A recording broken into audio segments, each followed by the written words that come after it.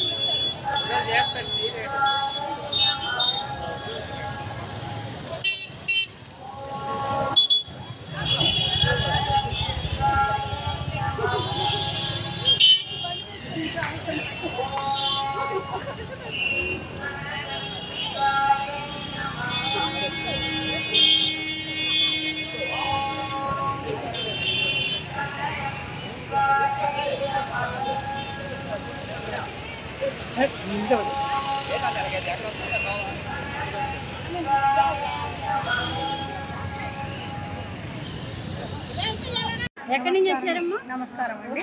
మాది హైదరాబాద్ అండి. హైదరాబాద్ దగ్గర పడంచేరు. మేము కనకదుర్గ మాతను ప్రతి సంవత్సరం దర్శనం చేసుకోవాలని వస్తామండి.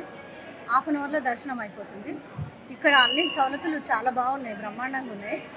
వాటర్ స్పెషలిస్ట్ కానీ వాటర్ ఇవ్వడం కానీ మంచి అనిపిస్తుంది. లైక్ చేయండి, షేర్ చేయండి, సబ్స్క్రైబ్ చేయండి. మరిన్ని వీడియోల కోసం బెల్ సింబల్ పై క్లిక్ చేయండి.